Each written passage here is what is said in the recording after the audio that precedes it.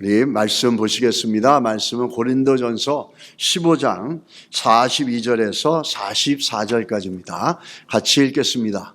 죽은 자의 부활도 그와 같으니 썩을 것으로 심고 썩지 아니할 것으로 다시 살아나며 욕된 것으로 심고 영광스러운 것으로 다시 살아나며 약한 것으로 심고 강한 것으로 다시 살아나며 육의 몸으로 심고 신령한 몸으로 다시 살아나나니 육의 몸이 있은즉 또 영의 몸도 있느니라. 아멘. 오늘 우리가 사도신경의 이제 마지막 부분들인데요. 우리가 사도신경에 몸이 다시 사는 것을 믿사오며라는 고백이 있죠. 그리고 그 다음에 영생을 믿사오며 이렇게 됩니다. 그래서 이제 거의 마지막 부분인데요. 몸이 다시 산다는 것, 이 무엇을 우리에게 얘기해 줄까요? 몸이 다시 산다는 의미 속에는 첫 번째, 예수님이 다시 오신다라는 신앙의 고백을 담고 있습니다. 또 예수님이 다시 오시면 살은 자나 죽은 자나 모두가 다 우리의 몸으로 다시, 지금의 몸으로 다시 부활되어진다라고 얘기하는 겁니다.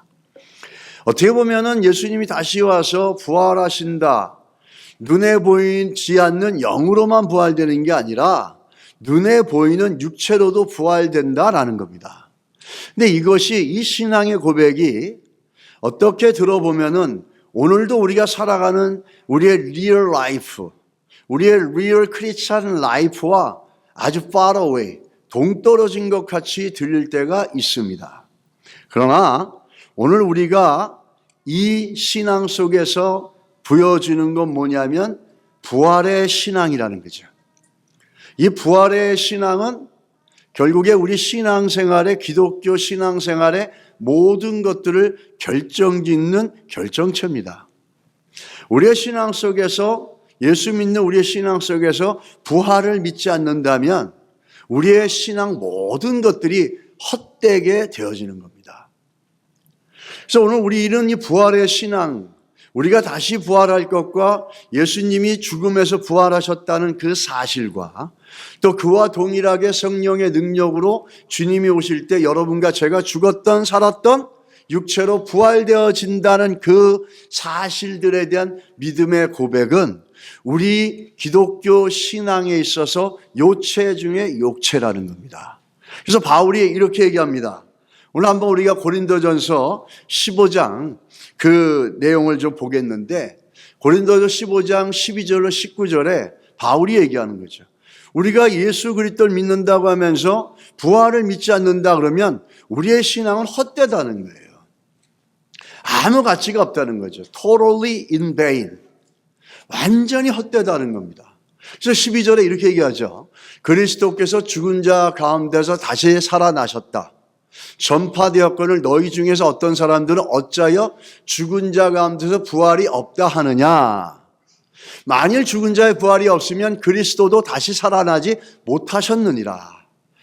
예수 그리스도께서 부활하셨다라는 것은 첫 열매로서 우리에게 보여주는데, 우리가 부활할 거라고 믿지 못한다면 예수님의 부활 사건도 믿지 않는다는 겁니다. 14절에 보면 그리스도께서 만일 다시 살아나지 못하셨으면 우리가 전파하는 것도 헛것이요 또 너희 믿음도 헛것이며 이렇게 얘기합니다. 예수께서 부활하셨다라는 것을 믿지 못한다면 우리가 가리키고 우리가 믿는 모든 것들이 헛되다는 겁니다.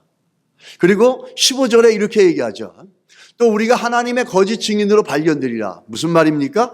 우리는 거짓말쟁이라는 거예요. 예수께서 부활하셨다라는 것, 또 우리가 부활할 거라는 것을 믿지 않는다면은 우리 같은 거짓말쟁이가 없다라는 거예요. 그 중에서 목사는 거짓말하는 거짓말쟁이 중에 가장 큰 괴수겠죠. 우리가 하나님이 그리스도를 다시 살리셨다고 증언하셨습니다. 만일 죽은 자가 다시 살아난 일이 없으면 하나님이 그리스도를 다시 살리지 아니하셨느니라. 이 말은 뭐죠? 우리가 다시 부활할 것을 믿지 못한다면 예수께서 우리의 죄를 위해서 죽으시고 부활하셨다는 사실도 믿지 않는다는 거예요. 그러므로 말미암아 우리의 신앙의 고백은 뭐죠? 헛되고 헛된 것이 되는 거죠. 16절, 만일 죽은 자가 다시 살아나는 일이 없으면 그리스도도 다시 살아나신 일이 없었을 것이다 이렇게 얘기합니다. 우리가 만약에 예수님이 오셔서 여러분과 제가 죽었던 살았던 육체의 몸으로 다시 부활되는 일이 없다면, 믿지 않는다면 예수 그리스도가 이 땅에서 부활한 것도 없다는 겁니다. 그런데 있었잖아요. 있었으므로 우리는 부활할 것이고, 우리가 예수를 믿는다라고 하는 것은, 이 부활의 신앙이 있다라고 하는 것은 예수님의 부활을 믿고 우리도 그렇게 부활된다는 거죠.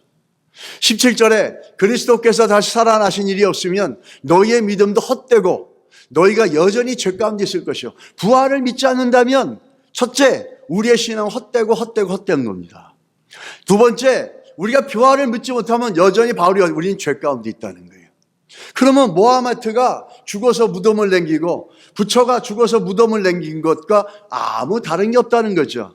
왜 그런지 아세요? 죽음은 죄의 가장 큰 결과물입니다.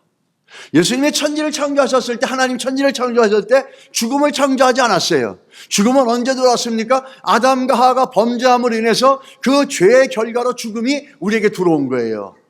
근데 죽음을 이기지 못했다라는 건 무슨 얘기입니까? 죄 가운데 있다라는 거예요. 근데 예수께서는 죽음을 이기시고 부활하셨잖아요.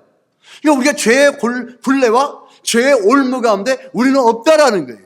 고로 여러분과 제가 부활의 신앙을 믿지 않는다면 우리는 여전히 뭐죠? 죄 가운데 있는 거예요. 죄의 허물 가운데, 죄의 죽음 가운데, 죄의 저주 가운데 있다라는 것이고, 또 한 가지는 뭐죠? 우리의 신앙이 헛되고 우리가 전하는 복음은 거짓말쟁이라는 거죠. 그것을 바울이 강조하고 있다는 겁니다. 그러면서 또한 그리스도 안에서 잠자는 자도 망하였으리니 만일 그리스도 안에서 우리가 바라는 것이 다만 이 세상 삶뿐이면 모든 사람 가운데 우리가 더욱 불쌍한 자니라 이렇게 얘기합니다. 또한 부활할 몸과 영생을 얘기하고 있어요. 바울이 얘기하는 거죠. 우리가 이 땅에 살면서 이 땅이 전부라고 생각하고 있고 이 땅의 모든 시선과 소망 눈을 두고 있다면, 그래서 저 영생에 대해서 영원한 삶 가운데 부활하여서 영원히 살 수 있는 영생에 대해서 우리의 관심과 소망이 없다면 우리는 뭐죠? 참으로 비참하고 불쌍한 존재라는 거예요. 부활이 없다면, 부활을 믿지 않는다면 우리는 비참하고 불쌍한 존재고 거짓말쟁이고, 우리에게 영원한 생명이 있고 영원히 살 수 있는 이터널 라이프가 있다는 걸 믿지 않고 그것에 소망을 두지 않는다면 우리는 불쌍한 존재라는 거예요. 바울이 이거를 갖다가 굉장히 강조하죠. 이 바울이 강조하는 이것들을 보게 되면은 우리가 고린도전서 아까 읽었던 그 15장 말씀 속에 보면 그 16절에 이렇게 나오는 게 있습니다. 16절에 보면은 이런 얘기죠. 만일 죽은 자가 다시 살아난 일이 없으면 그리스도 다시 살아난 게 없다. 근데 여기서 우리가 아까 본문에 읽었던 내용 중에서 거기는 없지만 이런 내용 사람들이 물어봅니다. 아니, 몸이 부활한다면, 그래요, 맞다. 예수님, 당신이 말씀하시는 대로, 바울, 네가 말하는 대로 우리가 부활한다. 그럼 부활하면 어떤 몸으로 부활할 것이냐? 이렇게 물어보는 사람이 있었어요. 그러니까 어떤 사람들 이런 것들이 있겠죠. 이런 얘기합니다. 아니, 병이 들어서 죽은 사람이면 병 들기 전의 모습으로 부활합니까? 병 들고 난 후의 모습으로 부활합니까? 어떤 사람이 사고로 죽었으면 이 사람은 사고 나기 전에 몸으로 부활합니까? 사고 난 이후의 몸으로 부활합니까? 또 어떤 사람이 이렇게 얘기합니다. 아, 우리가 부활할 때 가장 멋진 모습으로, 이팔 청춘의 모습으로, 날씬한 모습으로, 가장 좋은 모습으로 부활할 것이다. 이렇게 얘기하는 사람들이 있습니다. 그 중에서도 우리가 피터 러크만이라는 사람이 있는데 말씀 보존학회를 만든 사람인데요. 이 이단은 이렇게 주장합니다. 천사들은 날개가 없는 33세 된 남성이라. 그래서 천사는 날개가 없는 33세 된 남성이다. 예수님이 부활하실 때 몸이 33세 남자의 몸이기 때문에 우리가 부활할 때 모두 다 어떻게 나오냐면 33세 그 예수님의 그런 몸으로 나오고, 여자들도 그 33세의 예수님의 젊은 몸으로 그 몸을 받게 된다 이렇게 얘기합니다. 그건 중요한 게 아니라 우리는 그때 태어나는 육체의 모습은 지금의 여러분과 육체가 아니라 완전히 영화롭게 된 존재로 나오는 겁니다. 이런 것들에 이렇게 질문하고 이런 것들을 갖다 얘기하는 것들은 오늘 바울이 The resurrection of the body, 몸으로 다시 사는 걸 믿습니다라는 고백의 의미를 모르는 거예요. 이 고백의 의미는 뭔지 아십니까? 몸으로 부활할 것입니다 라고 하는 그 믿음의 고백의 의미는 뭡니까? 바울이 이미 아까 우리가 고린도서 12장, 15장, 12절과 19절에 봤던 것처럼 뭡니까? 우리의 소망을 어디에 두고 있냐라는 거예요. 우리의 몸이 육체로 부활할 것을 믿습니다라고 하는 것은 우리의 소망을 어디에 두고 있냐라고 하는 것들을 갖다가 얘기하는 거예요. 이 땅에서 살아가고 이 땅에서 믿음으로 살아가는 것이 이 땅으로 끝나는 게 아니라 이것이 영원한 삶과 영생의 삶으로 연결되어져 있다라는 거예요. 그럼 무슨 얘기죠? 우리가 소망을 어디에 두고 살아가느냐 이런 얘기입니다. 우리의 소망을 어디에 두고 있는지를 갖다가 우리가 다시 부활할 걸 믿는다라고 한다는 것은 우리의 소망과 우리의 시선과 우리의 눈을 어디에 두고 있느냐를 얘기하는 거죠. 대표적으로 바울을 보면은 오늘 여기에는 없습니다만은 고린도후서 11장 22절하고 27절의 말씀에 보면 이런 내용이 나옵니다. 고린도후서 11장 22절에서 27절 제가 한번 읽어드릴게요. 그들이 히브리인이냐? 나도 그러하며 그들이 이스라엘인이냐? 나도 그러하며 그들이 아브라함의 후손이냐? 나도 그러하며 그리고 그들이 그리스도의 일꾼이냐? 정신없는 말 하거니와 나는 더욱 그러하도다.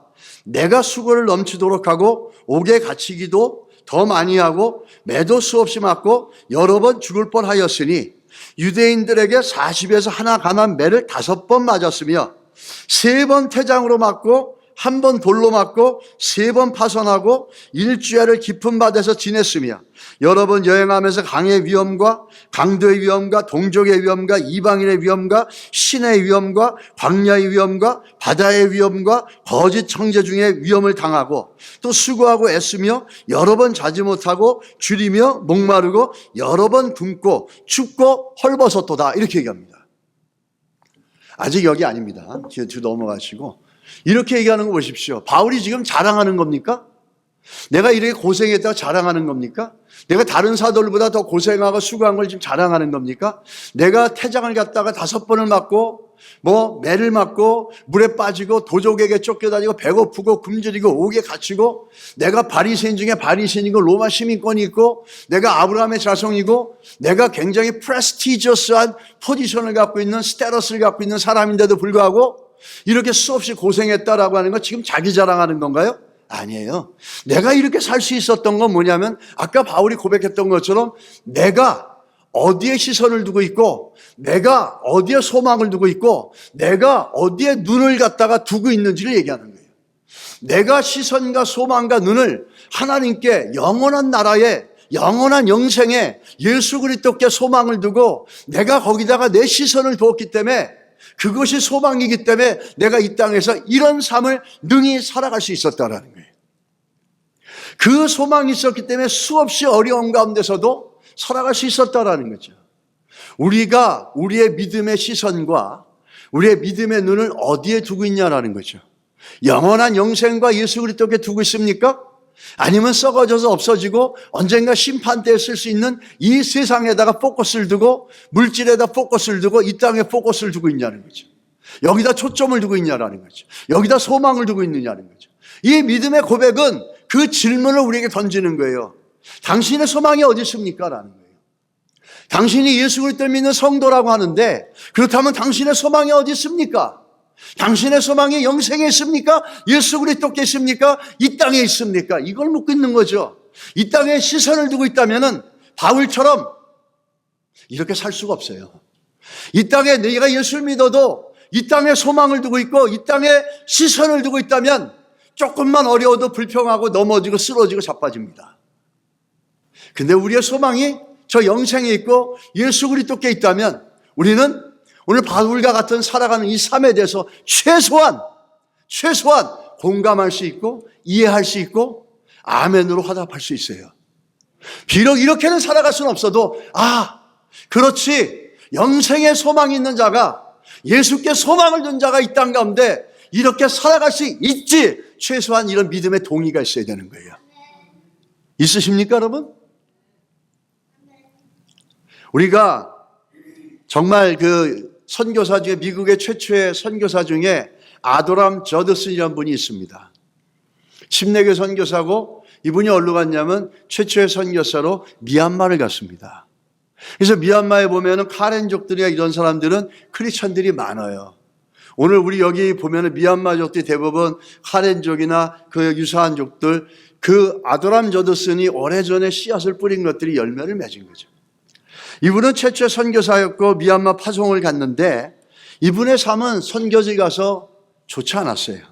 정부의 박해를 받고 열대성 열병에 고생하고 투옥 생활하고 아내와 자녀들 모두 다 그 땅에서 사망해서 그 땅에 묻게 되고 끝없는 고난과 점철로 계속 이어졌습니다. 그럴 때마다 정부의 통제를 받아서 바깥으로 나오지 못할 때마다 집에서 성경을 번역했고 조금 자유로울 때 나가서 미얀마 사람들에게 복음을 전했습니다.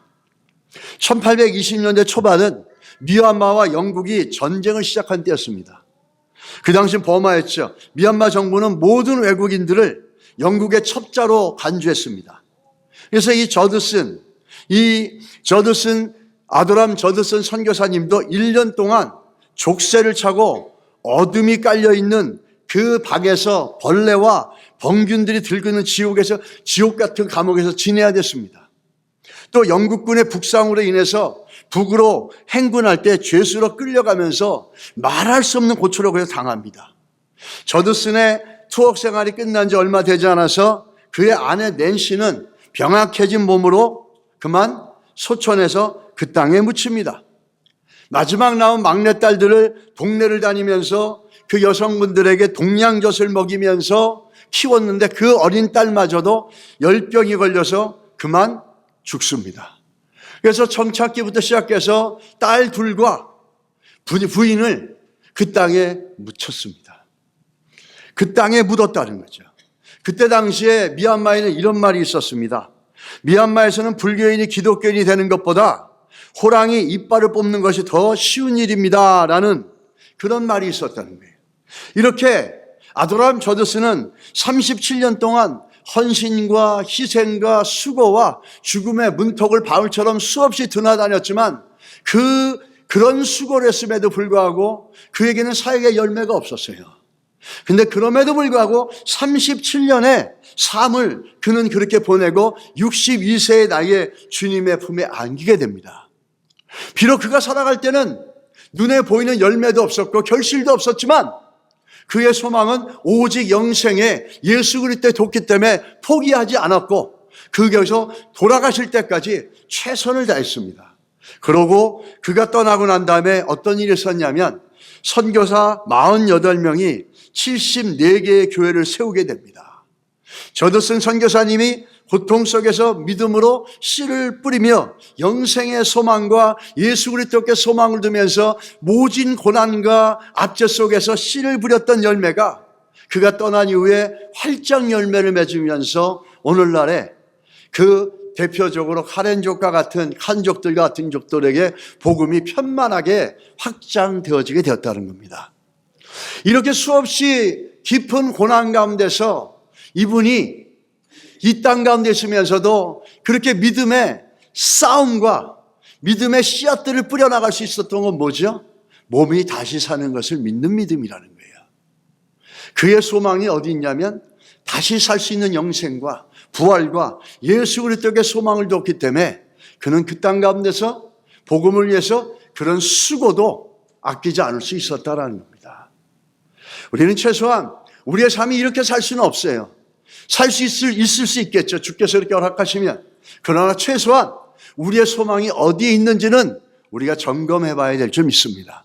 몸이 다시 사는 걸 믿습니다라는 사도신경의 짧은 신앙의 고백은 우리에게 이런 질문을 던지는 거예요. 당신의 소망은 어디 있습니까? 당신은 소망을 어디에 두고 사십니까? 이거를 질문하고 있다는 거죠. 여러분 그 질문에 뭐라고 대답하시겠습니까? 우리의 소망이 영원한 삶과 예수 그리스도께 있어서 우리가 영원히 살 것을, 부활하여 영원히 살 것을 믿는다라고 하는 이 미래의 영원한 삶에 대해서 우리의 소망이 있으시기를 주의 이름으로 축복합니다. 바울이 이런 고백을 하죠. 이 바울의 고백을 보게 되면은 이런 고백이 있습니다. 이 참 신앙 고백을 보면 우리 몸이 다시 살 것을 믿는 부활의 신앙은 이 땅에 살면서 아까 우리가 아도람 저드슨의 삶을 봤던 것처럼 바울의 삶을 보시기 바랍니다. 바울의 삶이 저렇게 얘기를 하고 있죠. 부활의 신앙이 있는 성도들이 이 땅에 살면서 이 땅의 것들을 심고 뭘 꿈꿉니까? 다시 살아난 것을 꿈꾼다는 거예요. 바울이 오늘 본문에 얘기하는 거죠. 내가 썩을 것으로 심고, 이 썩을 것을 심는다는 얘기는 무슨 얘기입니까? 이 땅에 살면서 자기의 육체로 살아가는 모든 것들, 이 땅에 살아가는 제한된 시간과 한정된 이 세상과 내가 언젠가는 쓰러져서 썩어질 육체 가운데 살아가는 이 동안 속에 이 썩어질 것들을 위해 살아가지 않고 이 썩어질 것들을 심고 포기하고 주를 위해서 영원히 살 수 있는 걸 위해서 이것을 포기하며 살아간다는 겁니다. 그것은 대표적으로 우리의 몸이죠. The body, 없어질 body, 끝날 이 몸. 이 몸을 무엇을 위해 살아가냐면 나를 위해 살아가는 게 아니라 이 땅에 나를 즐겁게 하고 사는 게 아니라 그것을 포기하고 주를 위해서 영원히 살 것을 위해서 심고 드린다는 거예요. 물질도 마찬가지입니다. 이 물질이 영원할 것 같지만 이 물질이 영원하지 않다라는 거죠. 이 물질을 어떻게 합니까? 나를 위해서 나의 기쁨을 위해 쓰는 게 아니라 이것을 주를 위해서 심고 영생을 위해서 심고 하나님 나라를 심어서 다시 살아날 것에 대한 기대와 소망이 있다는 거죠. 오늘 바울의 신앙 고백을 보십시오. 이 땅에 살면서 내 시간과 물질과 내 육체를 심는다는 거죠. 그 이유는 뭐죠? 다시 살 것에 대한 소망이 있기 때문이에요. 두 번째도 보십시오. 욕된 것으로 심고 영광스러운 것으로 다시 살아나며 이렇게 얘기합니다. 이 욕된 거란 건 뭐냐면 수치와 치욕을 말하는 거예요.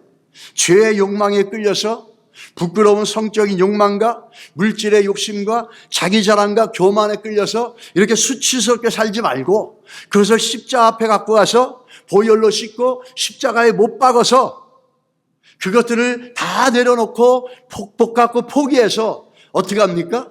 주를 위해서 다시 살아날 것을 위해서 다시 살아날 것에 소망을 두고 나간다는 거죠. 또 약한 것으로 심고 우리는 완전한 인생이 아니죠. 부족하지만 믿음으로 주를 위해 포기하고 주를 위해 심어 나갈 때 강한 것으로 다시 살아난다는 거예요. 또 육의 몸으로 심고 내가 살아가고 있는 동안 이 몸으로 주를 위해 심고 주를 위해 헌신할 때 내가 신령한 몸으로 다시 살아난다라고 하는 거죠. 바울이 계속해서 강조하는 게 뭡니까? 바울이 이 땅에 살면서 내가 썩을 것으로 심는다. 욕된 것으로 심는다. 약한 것으로 심는다. 육의 몸으로 심는다. 그런데 다시 살아날 걸 믿는다라는 거예요. 바울이 말하는 몸이 다시 한다는 이 신앙의 고백은 우리의 소망을 어디에 두고 사는가 하는 거죠. 우리의 소망을 다시 살 것에 대해서 초점을 맞추지 않고 우리의 소망을 영생에 두지 않으면 우린 이 땅 가운데서 내 육체가 있는 동안에 내가 살 수 있는 시간 동안에 내가 가지고 있는 물질이 있을 동안에 얼마든지 나를 즐겁게 하고 나를 위해서만 살아갈 수 있다라는 거예요. 근데 바울은 그 썩어질 것을 심었다라고 얘기합니다. 포기했다라는 거죠. 뭘 위해서? 다시 살 것을, 영원히 살 것을 위해서, 영생을 위해서, 즉 영생의 소망이 있었기 때문에 바울은 이 땅 가운데 수없이 많은 고난과 역경과 어려움 속에서도 살아갈 수가 있었다는 거죠. 우리가 문제를 당하고 어려움을 당하고 좀 힘든 일을 당할 때 우리의 소망이 어디에 있는지를 알 수 있습니다. 우리의 소망이 주께 있고 우리의 소망이 영생과 영원한 삶과 저 영원한 천국에 있으면 이런 이 문제를 향해서 절망하고 낙심하기보다는 다시 살아나게 되는 이 부활의 신앙과 부활의 소망을 가질 수 있습니다. 그런데 다시 살아날 것과 영생과 영원과 부활에 대한 소망이 없으면 우리는 문제가 직면했을 때 바로 쓰러져 버리게 된다는 거죠. 절망하게 된다는 거죠. 낙심하게 된다는 겁니다. 바울이 이렇게 살아갈 수 있었던 것은 그의 소망이 영생에 있었고 또 영원히 사라지지 않을 예수 그리스도께 드리는 그 믿음의 가치를 바울은 알았다라는 겁니다. 우리는 그것을 알 때 이 땅 가운데 살아가면서 우리에게 직면되는 많은 문제와 어려움이 있다 할지라도 우리는 이 영원한 생명과 영생에 대한 고백들을 갖고 대할 수가 있습니다. 대표적으로 우리 한국 역사에 큰 본이 되어주신 손양원 목사님의 기도를 보면 그럴 수가 있습니다.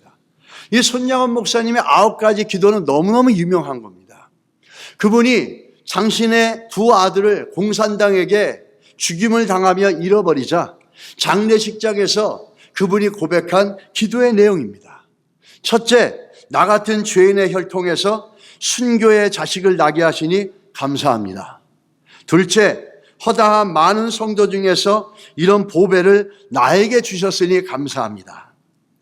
셋째, 삼난 삼녀 중에서 가장 귀한 맏아들과 둘째 아들을 바치게 하시니 감사합니다. 넷째, 한 아들의 순교도 귀하거늘 하물며 두 아들이 함께 순교했으니 더욱 감사합니다. 다섯째, 예수 믿고서 와석 종신 해도 복으로 했는데 전도하다 총살 순교했으니 더욱 감사합니다. 미국 가려고 준비하던 아들이 미국보다 더 좋은 천국 갔으니 내 마음이 안심되어 더욱 감사합니다. 일곱 번째, 내 아들을 죽인 원수를 회개시켜 아들을 삼고자 하는 사랑의 마음을 주신 하나님께 감사합니다.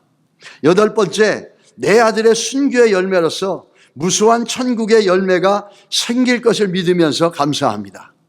아홉 번째, 역경 속에서도 하나님의 사랑을 깨닫게 하시고 이길 수 있는 믿음을 주신 하나님께 감사합니다. 이 9가지 기도 중에서도 오늘 이 본문의 말씀과 더 깊이 연결되어지는 게 6번째와 8번째입니다. 미국 가려 준비하던 아들이 미국보다 더 좋은 천국 갔으니 내 마음이 안심되고 더욱 감사합니다. 내 아들의 순교의 열매로서 무수한 천국의 열매가 생길 것을 믿으면서 감사합니다. 우리는 분명히 볼 수 있죠. 손양원 목사님이 이렇게 엄청난 아픔을 겪으면서 그가 보여준 이 믿음의 모습은 이분의 소망이 어디 있는지를 보여주고 있다는 거예요.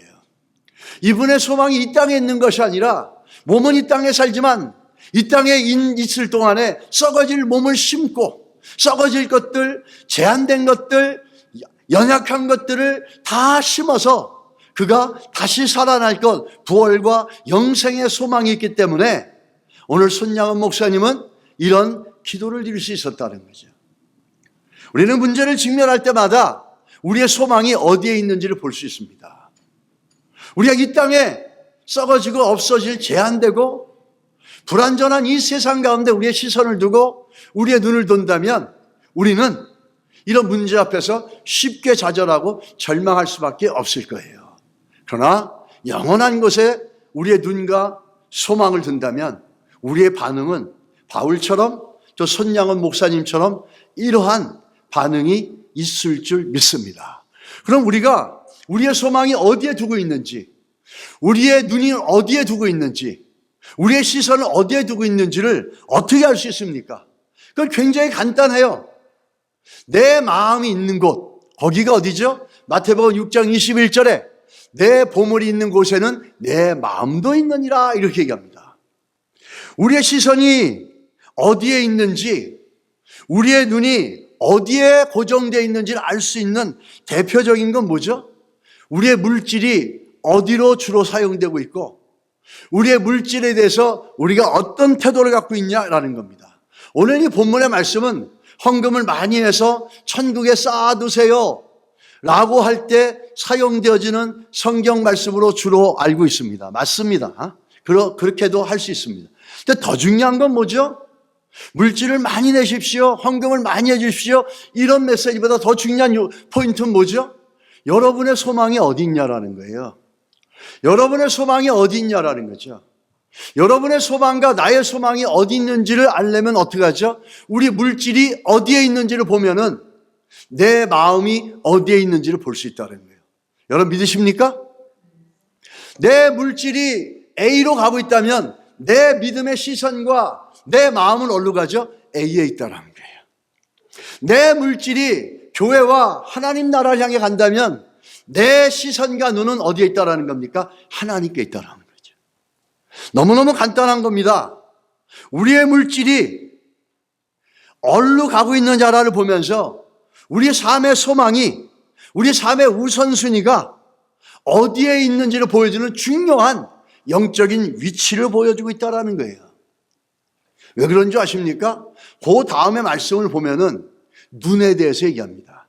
내 마음이 있는 곳에 물질이 있다 얘기하면서 예수님이 뭐라 그러십니까? 마태복음 6장 22절로 23절에 눈은 몸의 등불이니, 물질이 있는 곳에 내 마음이 있다 이렇게 얘기하시고 뭐라 하죠? 눈은 몸의 등불이니.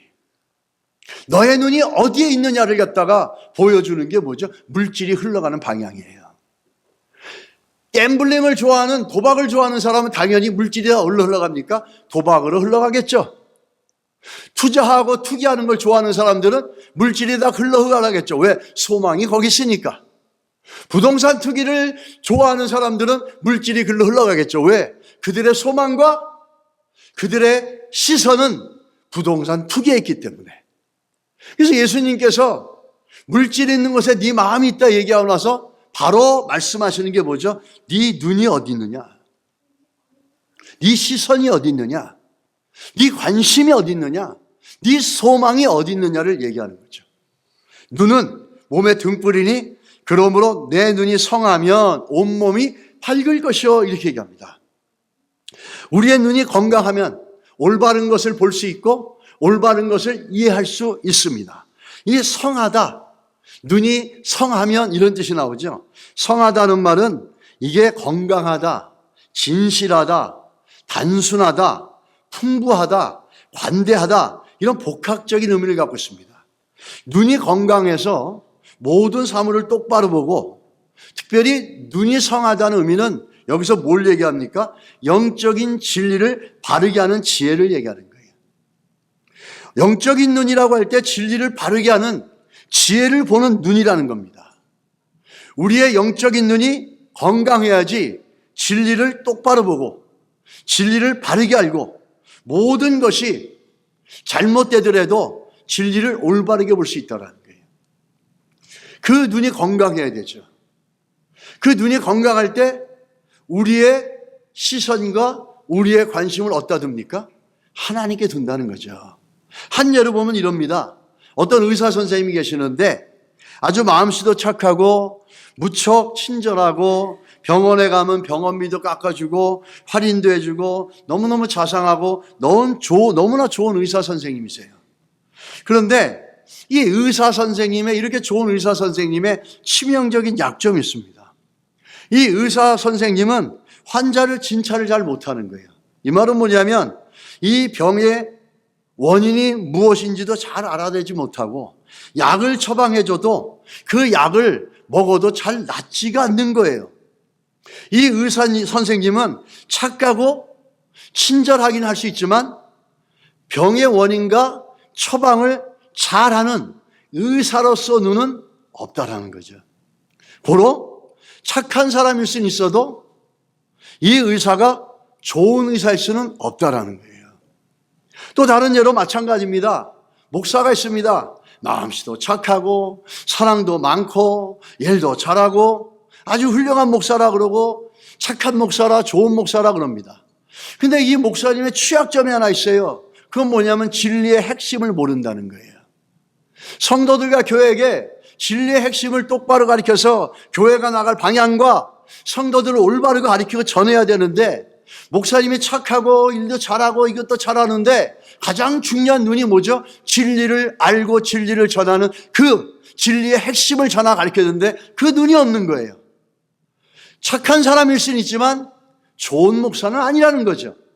성도도 마찬가지입니다. 사람이 좋아요. 뭐 하면 잘해줘요. 도와줘요. 막 사람들에게 잘해요. 그런데 이 성도가 착한 성도이긴 한데 이 성도 안에 진리를 보는 눈이 없다라는 거예요. 그래서 맨날 소망을 딴 데 갖다 두는 거예요. 없어질 이 세상에 돈 몇 푼에 내 능력에 이런 것들에 소망을 갖다 두죠. 왜? 진리를 보는 눈이 없으니까. 성도가 성도 되어지는 것은 착하고 친절하고 이런 게 아니라 제일 중요한 건 뭐죠? 우리 안에 성령으로 진리를 똑바로 보고 우리의 눈과 시선과 관심을 어떻게 두니까 진리에 두어야 된다는 거죠. 영생에 두어야 된다는 거죠. 예수 그리스도께 두어야 된다는 거죠. 그래야지만 우리는 바울이 살아갔던 그 삶을 최소한 이해할 수 있고 때가 되면 주께서 은혜를 주시면 우리도 그런 삶을 살아가는 것에 대해 후회 없이 살아갈 수 있다는 겁니다. 여러분, 우리의 눈이 어디에 있는지, 우리의 시선이 어디로 가는지 여러분 잘 보시기를 바랍니다. 이 쌓아둔다. 이 마태복음 6장 19절에서 20절에 보면 이런 말이 나옵니다. 너희를 위하여 보물을 땅에 쌓아두지 말라.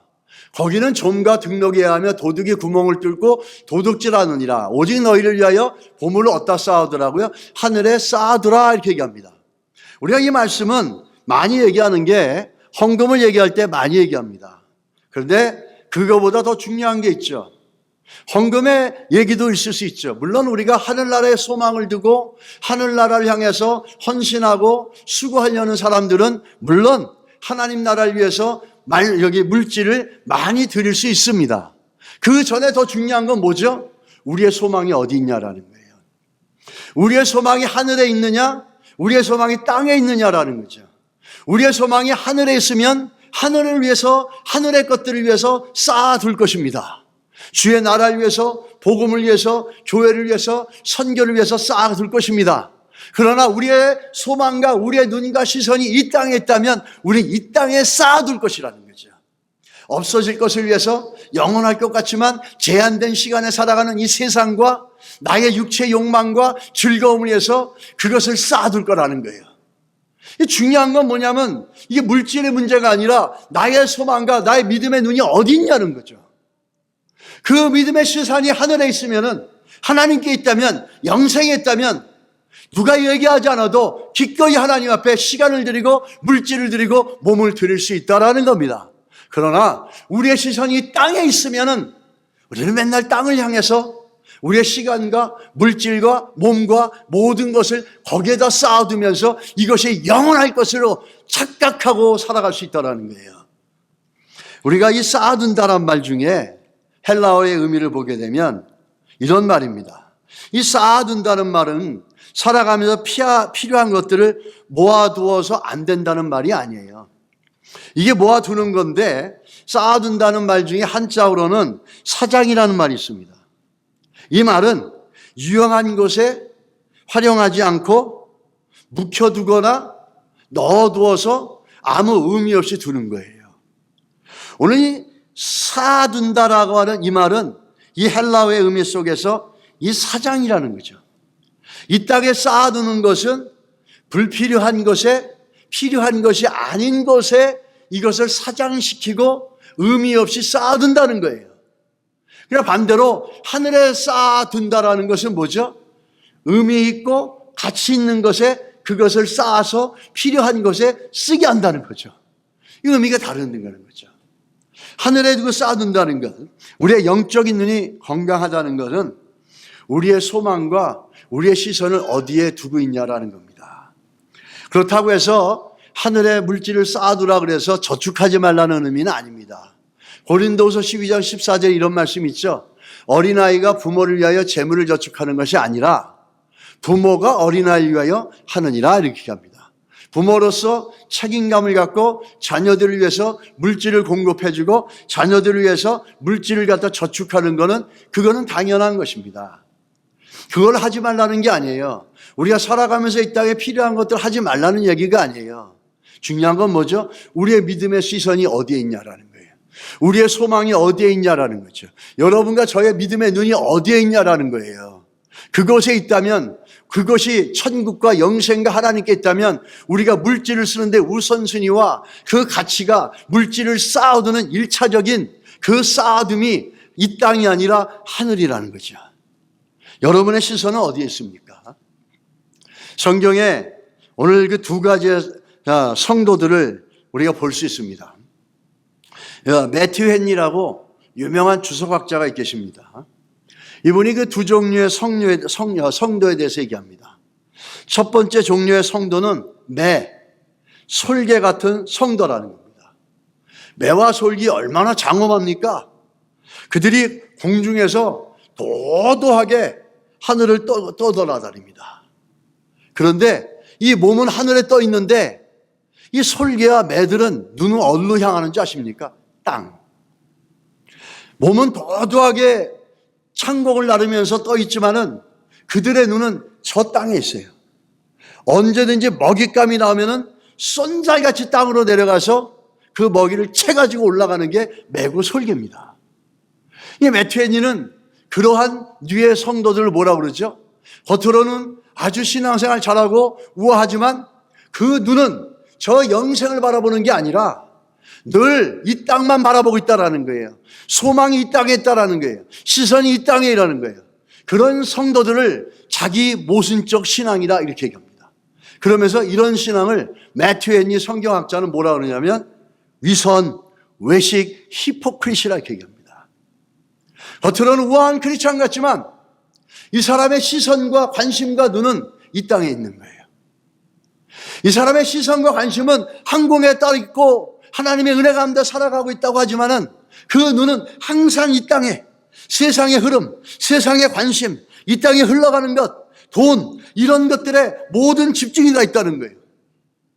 그래서 이 세상에 떠 있지만 매 같고 솔개 같은 성도는 자기 모순적이라는 거죠. Self contradiction of faith.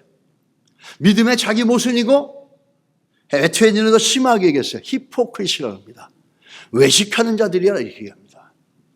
두 번째는 어떤 성도가 있냐면 참된 그리스도는 마치 종달새처럼 이 땅의 것을 잊어버리고 하늘을 향해서 맨날 지저귀고 하늘을 향해서 떠들고 하늘을 향해서 이 땅의 걸 다 잊어버리고 하늘만 바라보고 소리질러 울부짖으면서 날라 올라가는 거예요.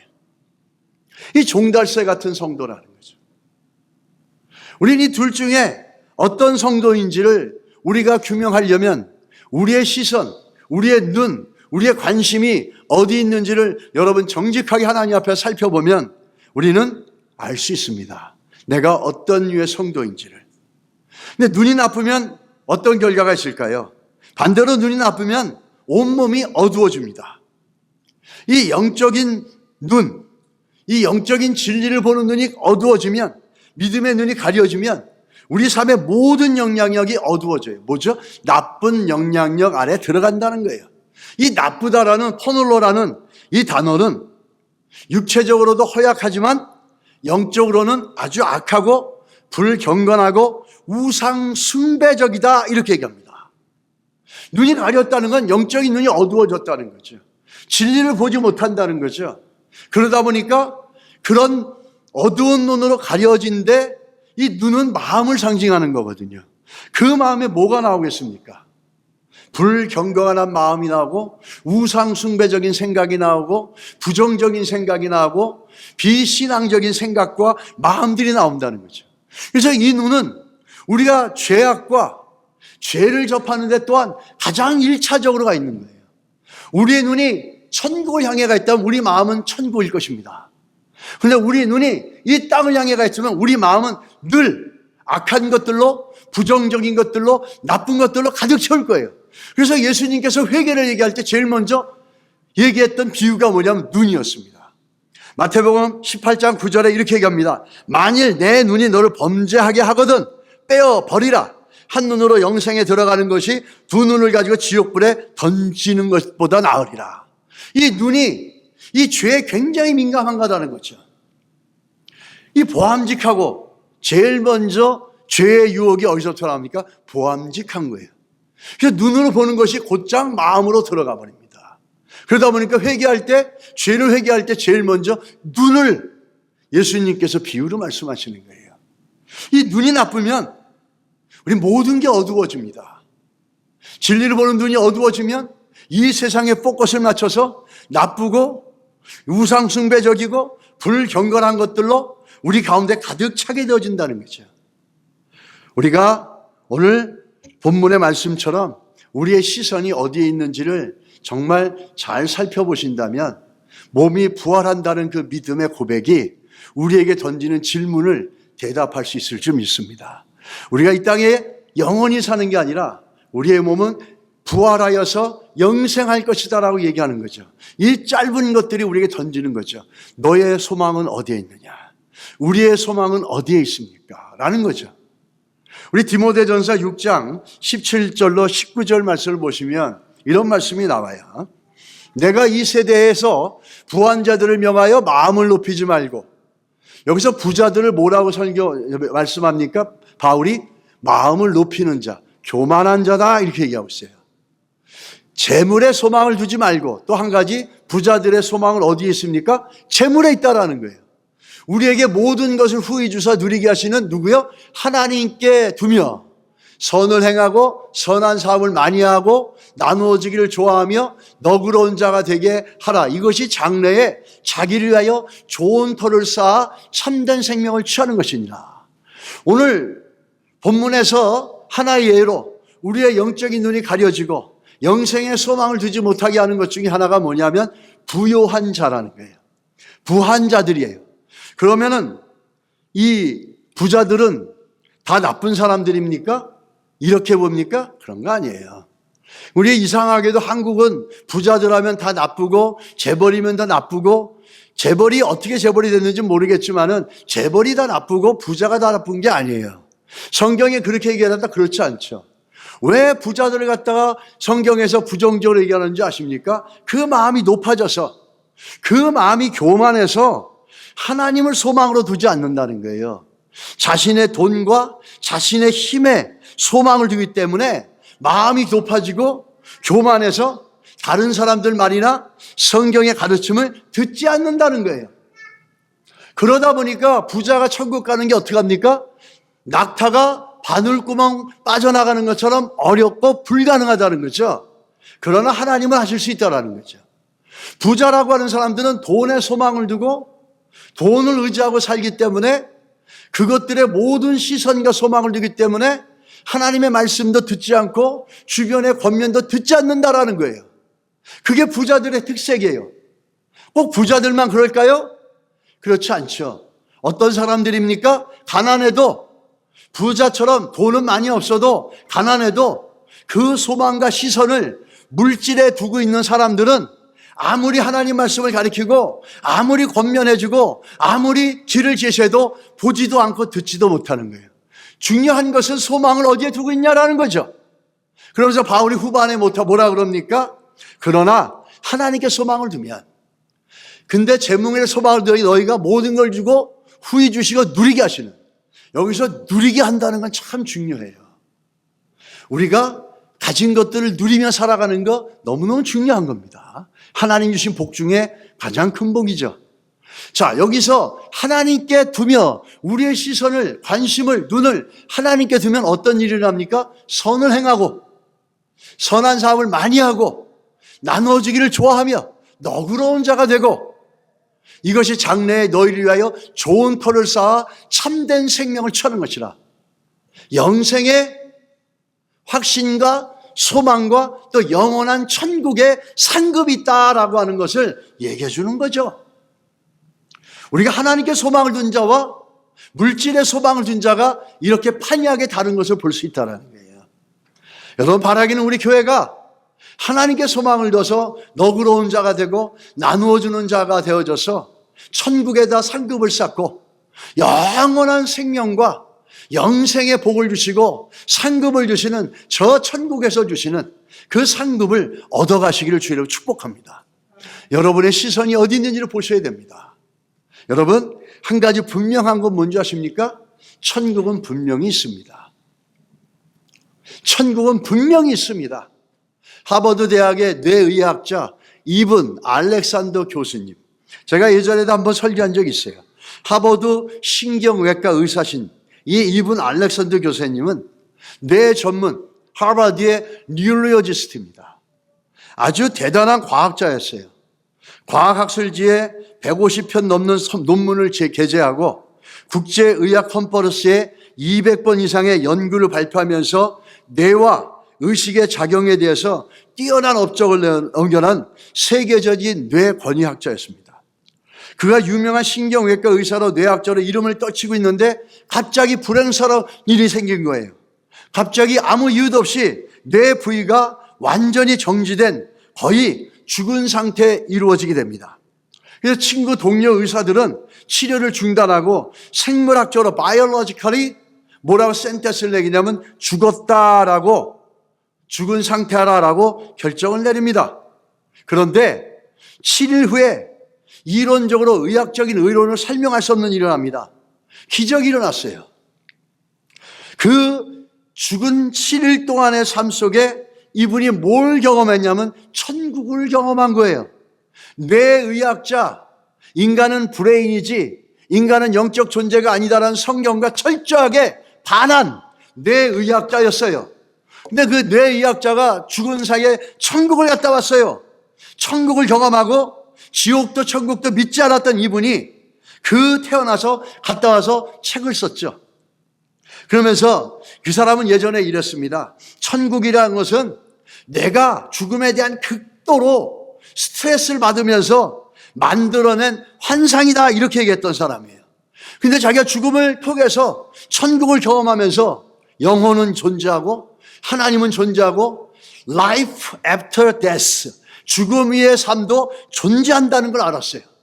그러면서 죽음을 경험한 다음에 이 죽음을 경험한 천국은 내가 만드는 환각이 아니라 울트라 리얼, 완전한 실체라고 얘기합니다. 죽음은 사은품으로 꾸며낸 신화도 아니고 동화도 아니다. 천국, 하나님, 인간의 영혼은 반드시 존재한다. 의학적 지식으로 용납될 수 없지만 자기가 경험한 천국을 통해서 그는 분명하게 얘기하며 그가 그래서 나는 천국을 보았다라는 책도 써내게 됩니다. 그러면서 이렇게 얘기합니다. 그 사람은 예전에 죽음이란 다만 다른 상태로 옮겨지는 과정에 불과하다.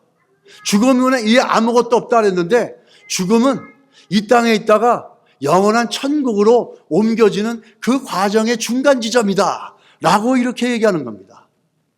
내가 만들어내는 환각이나 망상이 아니라 내 안은 완전히 독립된 존재로 다른 것, 영적 세계가 존재하고 그 영적 선계를 통해서 천국이 존재한다는 것을 자기는 경험했다라는 겁니다. 그 뇌의학자가 과학을 몰랐겠습니까? 의학을 몰랐겠습니까? 인간의 브레인 액티비티를 몰랐겠습니까? 너무너무 잘 아는 사람이죠. 근데 그분이 그 죽음을 통해 경험하고 자기는 천국을 보았고 천국은 존재하고 죽음 위에 사후의 세계는 존재하고 인간의 영혼은 존재하고 하나님은 살아계시다라고 하는 고백을 하고 간증을 하고 다니신다는 거예요. 여러분, 천국은 존재합니다. 믿으시기를 축복합니다. 우리 디도서 1장 1절에서 2절 말씀 같이 한번 읽겠습니다. 하나님의 종이여 예수 그리스도의 사도인 바울 곧 나의 사도된 것은 하나님의 택하신 자들의 믿음과 경건함에 속한 진리의 지식과 영생의 소망을 인함이라. 이 영생은 거짓이 없으신 하나님이 영원한 때 전부터 약속하신 것인데, 아멘. 영생은 거짓말이 아닙니다. 하나님이 영원 전부터 약속하시고 준비해 놓으신 것입니다. 기도하겠습니다. 하나님 아버지, 우리의 소망을 주께 두게 하여 주시옵소서. 세월 가면 갈수록 우리의 소망을 영생에 두고 세월 가면 갈수록 우리의 소망을 예수 그리스도께 두어서 이 땅에 쌓아두지 않게 하시고 이 땅을 바라보지 않으며 영원한 생명을 바라보며 바울과 같은 삶을 살아가는 것들에 대해서 우리가 동의하게 하시고 우리도 그런 삶들을 살아갈 수 있음을 알게 하여 주시옵소서. 예수님의 이름으로 기도드렸습니다. 아멘.